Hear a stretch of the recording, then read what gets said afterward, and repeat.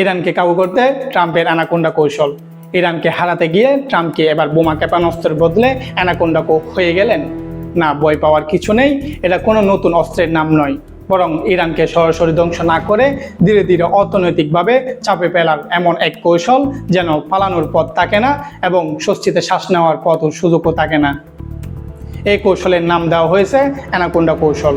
কিন্তু প্রশ্ন হলো, যুক্তরাষ্ট্র কেন এমন কৌশল নিয়েছে, আর ইরানই বা বসে আছে কিভাবে? প্রথমে বুঝতে হবে, এই কৌশলের মূল লক্ষ্য সামরিক হামলা নয়, বরং ইরানের অর্থনৈতিককে ধীরে ধীরে দুর্বল করে তেহরানকে আলোচনার টেবিলে আনতে চাপ তৈরি করা। এর সবচেয়ে বড় অস্ত্র হলো তেল। ইরানের তেল রপ্তানি আটকে দিতে যুক্তরাষ্ট্র হরমুজ প্রণালীর পাশাপাশি ভারত মহাসাগরেও নজরদারি দিচ্ছে। ইরানের তেল বহনকারী কথিত শ্যাডো ফ্লিট এর জাহাজগুলোর উপরও চাপ তৈরি করা হচ্ছে, কারণ ইরানের অর্থনীতির বড় একটি অংশ তেলের উপর নির্ভরশীল। তেল বিক্রি কমে গেলে ডলার আয় কমবে, আর ডলার আয় কমলে সরকারের উপরও অর্থনৈতিকভাবে আরও চাপ বাড়বে।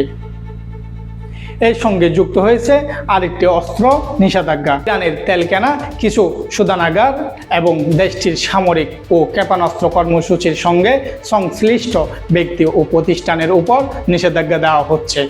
এমনকি ইরানের ইসলামী বিপ্লবী গার্ড বাহিনী বা আইআরজিসির সঙ্গে যুক্ত ক্রিপ্টো সম্পদের বিরুদ্ধেও ব্যবস্থা নেওয়ার কথা বলা হচ্ছে। অর্থাৎ ওয়াশিংটনের আরেকটা কৌশল এমন: তেল বন্ধ করো, অর্থের পথ বন্ধ করো, বাণিজ্য বাধা দাও, তারপরও অপেক্ষা করো। কিন্তু এখানে ট্রাম্প প্রশাসনের হিসাবের একটি গুরুত্বপূর্ণ দিক রয়েছে। সরাসরি ইরানের অবকাঠামোর ব্যাপক হামলার ছলালে সাধারণ মানুষ জাতীয়তাবাদী আবেগে সরকারের পেছনে আরও শক্তভাবে দাঁড়িয়ে যেতে পারে।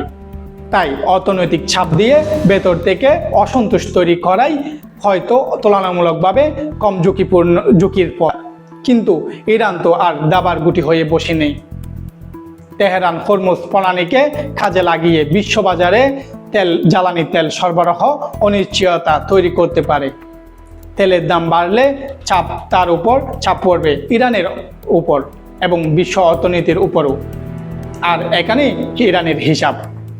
তাদের ধারণা, তেলের দাম বাড়বে, যুক্তরাষ্ট্রের জনগণের উপর অর্থনৈতিক চাপ বাড়বে এবং সামনে মধ্যবর্তী নির্বাচনী ঘনিয়ে আসবে, আর তখন ট্রাম্প প্রশাসনের উপর যুদ্ধ শেষ করার রাজনৈতিক চাপ তৈরি হতে পারে। অর্থাৎ দুই পক্ষই এখন একে অপরকে চাপে ফেলতে চাইছে। যুক্তরাষ্ট্র চাইছে ইরানের অর্থনীতির শ্বাসরোধ করতে, আর ইরান চাইছে জ্বালানি বাজারের অস্থিরতাকে ব্যবহার করে যুক্তরাষ্ট্রের উপর পাল্টা চাপ তৈরি করতে। তবে সবচেয়ে বড় প্রশ্ন হলো, এই কৌশল কি সত্যিই কাজ করবে? ইসরায়েলি কিছু বিশ্লেষকদের মতে শুধু অর্থনৈতিক নিষেধাজ্ঞা দিয়ে ইরানের পারমাণবিক কর্মসূচি পুরোপুরি বন্ধ করা কঠিন হতে পারে। অন্যদিকে ইরানি বিশ্লেষকদের মতে তেহরান অতীতেও নিষেধাজ্ঞা মোকাবিলা করছে এবং ভবিষ্যতেও করতে পারবে। তাহলে শেষ পর্যন্ত কে কাকে দম বন্ধ করবে? ট্রাম্পের অ্যানাকোন্ডা কৌশল কি ইরানকে আলোচনার টেবিলে আনতে পারবে, নাকি দীর্ঘ সংঘাতের চাপে শেষ পর্যন্ত ওয়াশিংটনেই কৌশল বদলাতে হবে? মধ্যপ্রাচ্যের পরবর্তী অধ্যায়ের বড় প্রশ্ন এখন এটাই।